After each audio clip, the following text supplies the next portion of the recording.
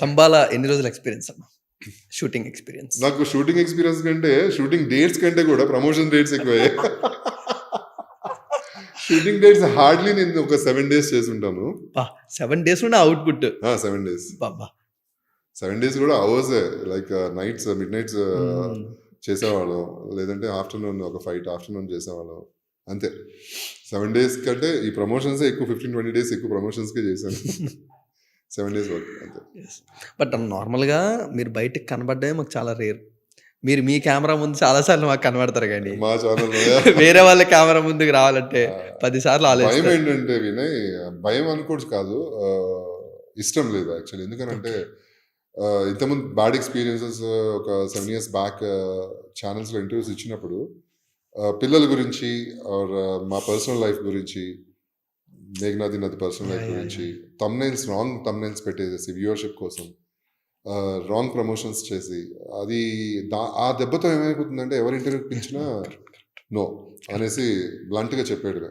చాలామంది చాలా ఛానల్స్ అడిగారు. ఇప్పటి వరకు అసలు ఇది ఆఫ్టర్ లాంగ్ టైం నేను ఈ ప్రమోషన్స్‌కి ఇంటర్వ్యూస్ రావడం.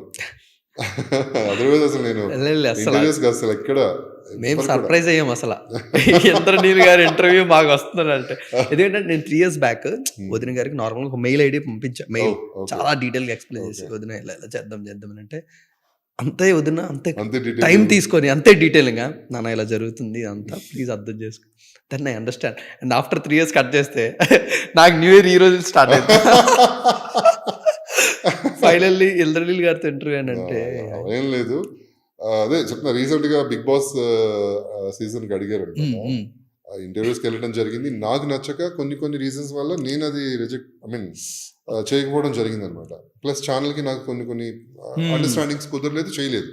బట్ అది పెట్టుకుని చాలా ఛానల్స్, చిన్న ఛానల్స్, పెద్ద ఛానల్స్ అన్ని కూడా ఇంద్రనీల్ బిగ్ బాస్కి వస్తారు కానీ వాళ్ళ వైఫ్ ఆపేసిందంట, ఏంటేంటో కథలు అల్లేసేసి మొత్తం ట్రోలింగ్ చేశారు భయంకరంగా. ఇంక ఇలా కుదరదని చెప్పి నేను స్ట్రిక్ట్గా మా ఛానల్లోనే ఇద్దరం కూర్చుని గట్టిగా వాయించాం. అవును తెలుసు. మీరు దయచేసి థంబ్‌నెయిల్స్ తీసేసేయండి, వర్స్ట్ థంబ్‌నెయిల్స్ తీసేసేయండి, లేదంటే కనుక రియాక్ట్ అవ్వాల్సి వస్తుంది అని చెప్తే అప్పుడు తీయడం జరిగింది. ఇలా ఉంటుంది పబ్లిసిటీ, రాంగ్ పబ్లిసిటీ. దాంతో అసలు ఇంటర్వ్యూస్ మానేసాం అనమాట. మీరు కనపడకపోయినా వీళ్ళందరూ కనపడేలాగా చేస్తున్నారు. ఏదో ఒకలాగా రెగ్యులర్ గా ఒక్కొక్క కంటెంట్. మా ఛానల్లో మేము ఏమైనా మంచి షార్ట్స్ కానీ, వైటీ షార్ట్స్ కానీ, మా కంటెంట్ ఏమైనా పెట్టుకుంటే అది కూడా కాపీ చేసేసి వాళ్ళ వ్యూవర్షిప్స్, మా దానిలో ఒక 1 మిలియన్ వెళ్ళిందంటే వాళ్ళ దానిలో, అంటే వాళ్ళ ఛానల్లో ఒక 10 మిలియన్ ఉంటుంది. అరే మేము కష్టపడితే వాళ్ళ దానిలో 10 మిలియన్ వెళ్ళిందండి అంటే వాళ్ళు అంతా ప్రమోట్ చేస్తారు. మనకేంటి జస్ట్ సరదాగా టైం పాస్కి మనం షార్ట్ చేసి పెడతాం అంతే. అలాంటివి కూడా జరుగుతూ ఉంటాయి.